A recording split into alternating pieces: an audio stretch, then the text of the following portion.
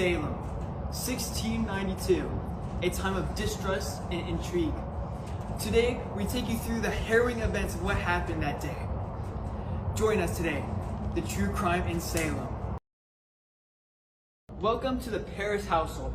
Although the witch trials became widely known, it all started here, with harrowing events and intrigue. Well, I've just been shaking since it all happened. What exactly happened? Got some of the girls dancing. They said it.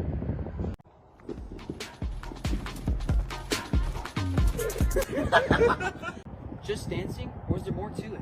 I suspected there was more, but I had no evidence until the trials. The trials? And there she was, motionless. What was your first reaction to this? Well, I had snapped at Abigail, but I stood to lose from her actions. Your daughter? My reputation, my dear reputation. What people think of me if they heard people close to me done such horrendous things. Did you do anything other than hit Abigail? I called an associate. I'd say I've worked on many cases similar to this one, especially the one in Beverly. Especially in Beverly. Well, I'd successfully deduce who the witch was with precision. Interesting. So you say you're an expert? Oh, I would. So what did you do when you get there? I thoroughly interviewed everybody accused. In fact, I even turned the servant to God. In a calm manner?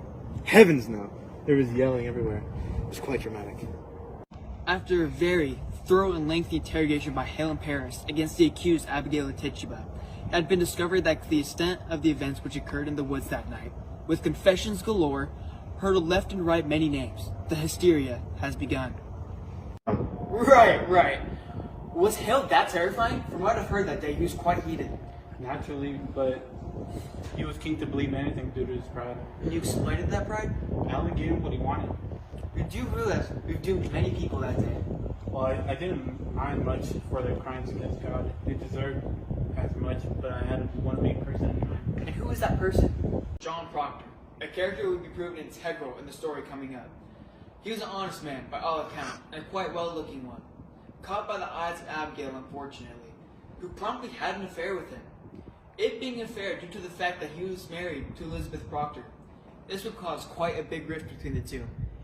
An intense hate from Abigail, who some said did the ritual in the forest in an attempt to kill Elizabeth. You're a quite honest man. Is that true? I wouldn't say that exactly. So what would you call yourself? I wouldn't call myself anything, sir. Interesting. You're married, correct? Yeah, indeed, with a very, very lovely woman. An honest and dependable woman. So why did you have an alleged affair with Miss Abigail? There was no affair. I'd never lay a hand on that woman. I'd clap your wrist. Alright. There was no affair. All I can say is that Abigail, she was her servant, and she was fired for many reasons, you know. And from what I've heard, she's not very fond of Elizabeth. Not very fond? Most of all, Elizabeth had been arrested, you know, like for crimes I believe she's been framed for. In fact, I intend to march in that court and get her back. Interesting. When the time comes, let me know how that goes. Indeed. So you said your name was Mr. Mark? How exactly were you involved in this? I read this in the news while enjoying my usual morning breakfast, of course. So you were... A roast beef sandwich, a cold glass of chocolate milk, and a side of hot fries. In that order. Anyways, is that it? Oh, and I was there at the trials. I remember because I was enjoying a really good seafood boil. That's enough. We'll discuss the culinary interests later. What exactly happened at the trials? Well, we were just arguing and debating, of course, especially among the girls, who almost seemed to go hysterical. How so? We weren't professional false hysteria. But the other girls have no claims to spirits. I personally didn't see any.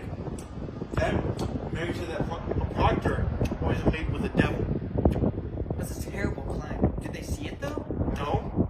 Well, I would say he reinforced it by saying that God was dead. So they had him arrested.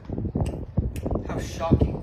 It is crazy that the judges believed in such a thing. Only baseless claims made by hysterical girls at the time. It would truly have seemed that mass hysteria has found its way in Salem. You know what's even crazier? That sandwich I had the other day. It was like brioche bread, tomato, lettuce, cheese, really good cheese. It was the best cheese. It was imported from France, actually. The shadow of hysteria has overtaken Salem. The veil of darkness had enveloped all the people, and nothing could be done to save the poor souls condemned. John Proctor and his wife had been arrested. People have been put to death, and all hope have been packed up and left. Many people condemned. Let's focus on the one man, John Proctor. Unfortunately, due to his state, we cannot interview him, but we can hold out for Sir Paris. It's been a while since we last spoke. We haven't spoke since before the trials. It has been. Quite some events have happened. Like what? What happened? Well, Abigail is now missing. Wait, she's missing. Where did she go? Funny you say that. My savings also disappeared with her. Well, that seems real fishy. What happened to Proctor? Well, sir, he died. He died? How did he die?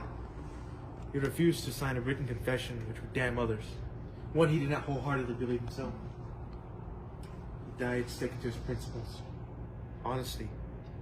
Quite a man. Although the death toll I've heard were quite something. As many as 20. The town has been left desolate. Was this all worth it? No, not at all. My rivals are ahead of me. My money is gone. My reputation is... So there you have it, folks. Most of the documented portion of what we know occurred at this time in the Salem witch trials. These accounts and testimonies all come together to paint a picture. A picture of betrayal, loyalty, honesty, and lies, and a keeping to one's true self. Proctor had given his life, not necessarily for the perception of honor, but to stay true to himself. In the end, he was forgiven by his wife, who held a darkness for the fair since of the start. You could say everything came full circle, all perfect except the price he paid with his life. To sum what happened, I'll quote the great English quote: "This, above all, to find oneself be true." Ladies and gentlemen, thank you for sticking around and listening to the True Crime in Salem.